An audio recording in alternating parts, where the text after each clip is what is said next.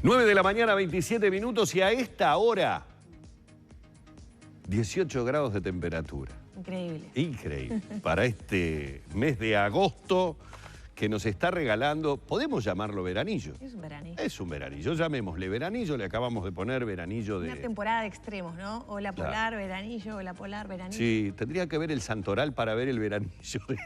¿De qué vendría a ser este que estamos viviendo? Bueno, vamos a recibir con muchísimo gusto en la mañana de Arriba Gente a la presidenta de la Sociedad de Medicina y Cuidados Paliativos, Rita Rufo. Primero que nada, la bienvenida y los buenos días. ¿Qué tal? Gracias, Un placer buenos tenerla. días. Gracias por la invitación. Bueno, la idea es charlar un poco sobre lo que tiene estudio el Parlamento. Nos referimos a un proyecto de ley para universalizar los cuidados paliativos. Hemos estado en estos días en Arriba Gente con varios representantes de un lado y de otro dando sus diferentes posiciones. ¿Cuál vendría a ser el presente del acceso que se tiene a los cuidados paliativos en este momento en el Uruguay? Bueno, en este momento en el Uruguay ha crecido mucho la cobertura en cuidados paliativos, sobre todo desde que en el 2013 hay un Plan Nacional de Cuidados Paliativos, pero aún es insuficiente para decir que hay equidad en el acceso, ¿verdad? Hay mucha desigualdad, sobre todo Montevideo con el interior. Se ha crecido sobre todo en cuidados paliativos del adulto, ¿verdad?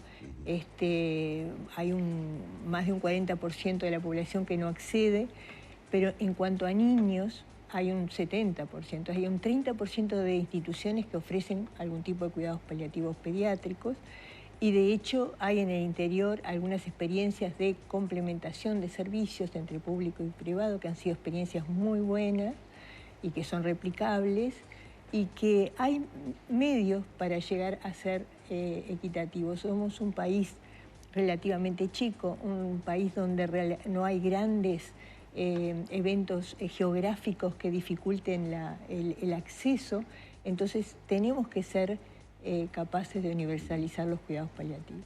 Doctora, para conocer la dimensión que tienen los cuidados paliativos en contraposición, por ejemplo, de este proyecto de ley sobre eutanasia y suicidio asistido, ¿qué alcance tiene la medicina paliativa? Porque a priori uno puede pensar es aliviar el dolor de una persona que no tiene posibilidad de curarse, pero ¿se le puede extender la vida a alguien con calidad de vida?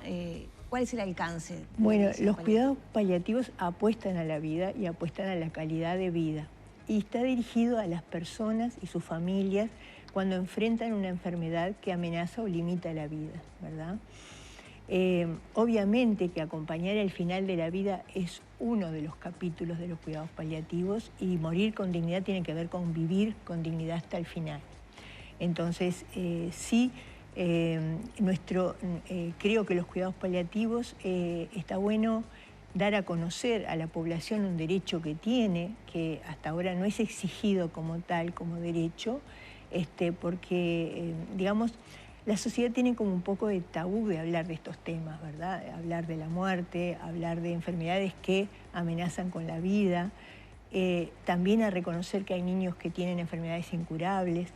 Entonces creo que llegó la hora de tener en cuenta todos estos escenarios, no solo el final de la vida, ¿verdad? Para nosotros el final de la vida debe ser acompañado, no se puede abandonar a un paciente, al contrario. El acompañarlo durante las distintas etapas de la enfermedad hace que llegamos conociendo a la persona y sus preferencias al final de la vida. ¿Cuáles son las dificultades por las cuales un porcentaje tan alto de personas, de uruguayos, no acceden a los tratamientos de medicina paliativa? Yo creo que la política ministerial hasta ahora ha sido muy buena. De hecho, hay una ordenanza creo diciembre de 2019, en la cual exhorta a todas las instituciones a tener los cuidados paliativos. Lo que pasa es que los cuidados paliativos yo creo que tiene que ver con una filosofía de la medicina y engloba a toda la sociedad como tal, no solo al ministerio. Digamos que el ministerio tiene que ejecutar ciertos aspectos, pero no involucra a toda la sociedad y todos los aspectos que tienen que ver con las distintas dimensiones de un ser humano. O sea, una enfermedad, uno puede leer en los libros la enfermedad en sí, pero cómo el paciente y su familia vive esta enfermedad es muy distinta, y es muy distinta, aunque sea la misma enfermedad, de uno a otro. Entonces los cuidados paliativos tienen que abarcar esas diferencias, tienen que poder llevar adelante, y a veces el calmar, como tú bien decís, no es calmar solo el dolor físico. A veces hay dolores que no se pueden tratar porque no estamos abordando lo que decía Cecily Saunders, la pionera de los cuidados paliativos, el dolor total, que le llamamos, que es cuando hay un componente emocional o social o espiritual que no lo estamos tratando y no lo podemos tratar con un medicamento solo, ¿verdad? Entonces a veces hay que abordar estos temas complejos, y los cuidados paliativos se trata de abordar todas las dimensiones de la persona y su familia en cuanto a estas enfermedades, y desde el diagnóstico en lo posible. No hay como ciertos mitos de que los cuidados paliativos son para el final de la vida, que los cuidados paliativos son para el cáncer nada más. Se puede decir que 1/3 de la población pueden ser oncológicos. Es como, ¿por qué se dice el cáncer? Porque el cáncer es, dentro de todo, un tema que la sociedad trata, que no tiene miedo de hablarlo, entonces encara por ahí el tema. Pero hay muchas, hoy en día con los adelantos tecnológicos, hay muchas enfermedades que sobreviven mucho tiempo, y eventualmente hay que acompañar estas enfermedades. Y la Organización Mundial de la Salud se expresa en favor de que sea desde el diagnóstico. O sea, aquel mito de, bueno, no hay nada para hacer, pasa a paliativo, eso ya no existe. El paliativo está desde el vamos, y acompañamos hasta el final y hasta después del final también, porque hay que acompañar a la familia, ¿no? Un proyecto de universalizar los cuidados paliativos va en contraposición de una eventual ley sobre acceso a eutanasia y a suicidio médicamente asistido.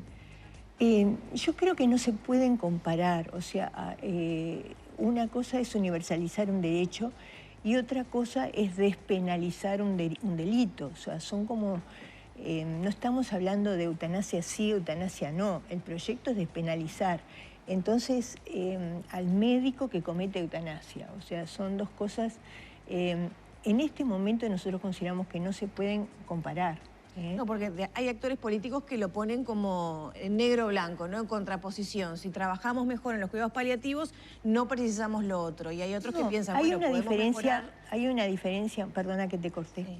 hay una diferencia muy grande, que una legisla sobre unos pocos casos que son muy entendibles, y, o sea, a la persona que le toca hay que reconocerle. Pero estamos hablando de una legislación para muy poquitos casos, y los cuidados paliativos están legislando para el 100% de la población en el Uruguay. Entonces creo que primero hay que reconocer ese derecho. Y por supuesto que los cuidados paliativos, la mayoría que sufre de forma insoportable es porque no tiene acceso a los cuidados. Hoy en día esa es la realidad. Si logramos que la población tenga acceso a los cuidados paliativos, evidentemente serán los casos que realmente amerite analizar.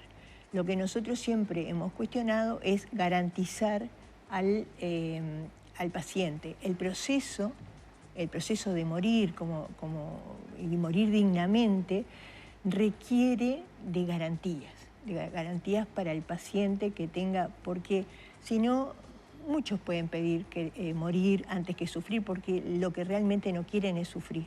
Pero le hemos dado el tratamiento adecuado, hemos abordado la enfermedad de forma adecuada. Tenemos que cuestionarnos eso antes de llegar a ver si es correcto o no. Y para eso, más allá de lo conceptual y de las intenciones, ¿hay personal calificado? ¿Las instituciones están dispuestas a gastar en pacientes que no van a recuperar la salud? ¿Tenemos todos esos recursos? Es que la gestión tiene que cambiar, porque en realidad está demostrado internacionalmente. Hay muy pocos estudios, pero hay algunos acá en Uruguay. Pero en realidad, como nosotros lo que apostamos es a la calidad de vida, y para hacer el bien del paciente tenemos que proporcionar los tratamientos, o sea, hacer aquel tratamiento que le haga bien en esta etapa de la enfermedad. Tal vez en un momento en donde uno está en la etapa curativa de la enfermedad, hace muchos tratamientos, estudios costosos y todo lo demás, que cuando uno adecúa el tratamiento a la etapa de la enfermedad y lo que le genera bienestar al paciente muchas veces se ahorra y mucho. Y creo que con eso las instituciones no deberían tener ningún problema en tener cuidados paliativos de calidad. Y en el bien sentido de buscar el bien para la persona, sin querer se ahorra y mucho.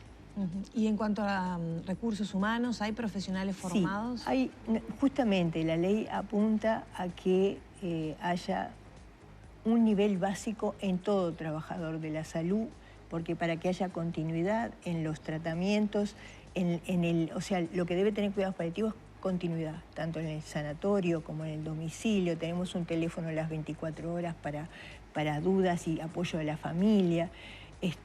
O sea, debe tener todos los niveles de complejidad, no todos los pacientes van a estar en un mismo nivel de complejidad. Y eso requiere de personal capacitado, pero también personal que interactúe con todos los demás equipos. O sea, es imposible hacer cuidados paliativos solo con un equipo, solo especializado en una institución. Debe aprender a trabajar y a capacitar a los demás.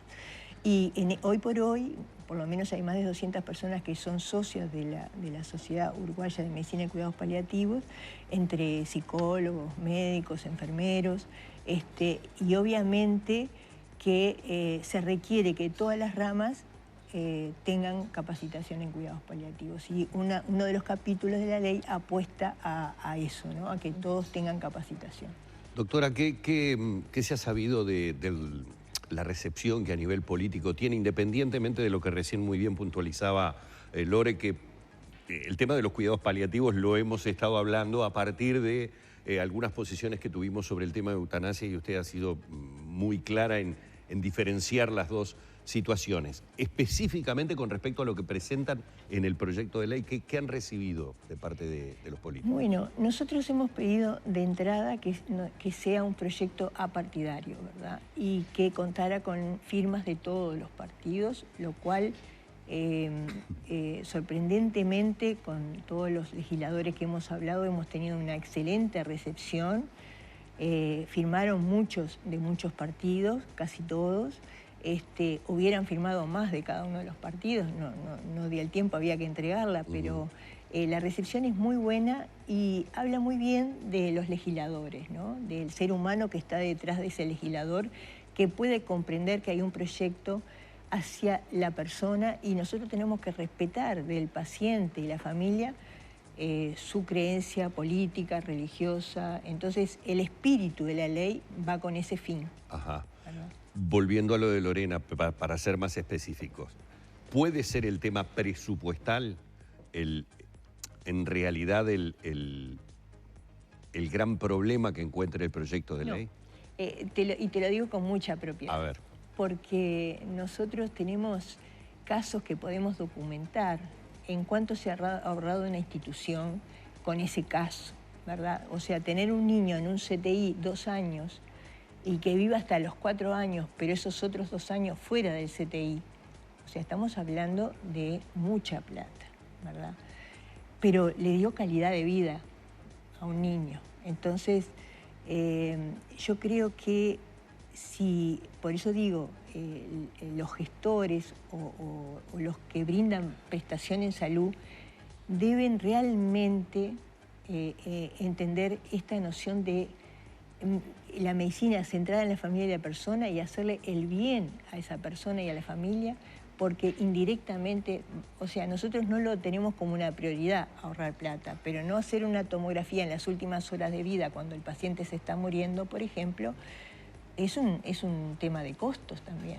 O sea, yo le estoy dando calidad a ese paciente, de que viva bien hasta el final, y no estoy invirtiendo en cosas que en ese momento al paciente no le generan beneficio. Entonces, yo creo que no es un tema presupuestal. No es para nada presupuestal. No. Y se necesita una coordinación especial, porque usted ha dado ejemplos que, claro, uno con el desconocimiento del tema médico dice, hasta puede parecer razonable. Es decir, yo como familiar estoy allí y me viene a hablar el médico y me dice de la inutilidad de determinado tipo de cosas, y uno confía plenamente en el profesional. Es decir, se entrega a ese consejo del profesional y termina entendiendo que tal o cual decisión es la correcta.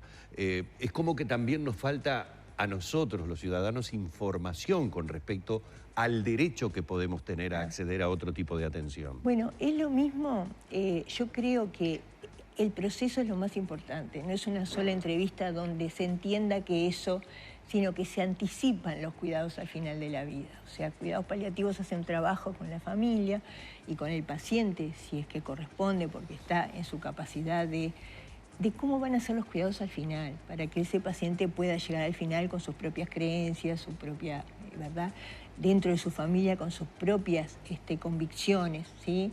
Entonces, por eso es que se necesita una ley donde transparente estas cosas, el proceso que hacen los cuidados paliativos y también qué es una sedación paliativa, que quede escrita, que no se confundan con todos los mitos que hay, ¿verdad? Porque he escuchado a muchos hablar del famoso cóctel, cosa que hoy en día no se usa. La sedación paliativa tiene una indicación, tiene un proceso de consentimiento y tiene mucho para hacer para el paciente que llega con un sufrimiento intratable de otra manera al final de la vida. Entonces creo que estas cosas, transparentarlas en una ley, va a ser muy bueno, y va a ser muy bueno porque va a obligar a todos a derribar algunos mitos que están haciendo mucho daño hoy en día al paciente que enfrenta una enfermedad que amenaza la vida, ¿verdad? Ya para terminar, doctora, Sí. O sea, ¿qué tratamiento va a seguir entonces este proyecto de ley? Bueno, la intención es que sea partidario, cuenta con el apoyo de varios partidos, ¿cómo sigue? y bueno, ahora va a ser estudiado por la Comisión de Salud de los diputados, ¿verdad? Bueno, esperamos por todo este proceso como has hecho contar con el apoyo y sigue su evolución como ley, ¿verdad? Como proyecto de ley presentado para estudio de los senadores después. Tenemos una reunión con ellos el martes 11.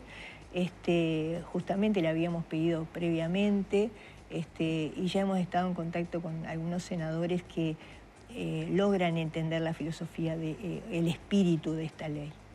Muchas Doctora, muchas gracias. Encantada. Hemos estado en la mañana de Arriba Gente dialogando con la doctora Rita Rufo, presidenta de la Sociedad de Medicina y Cuidados Paliativos.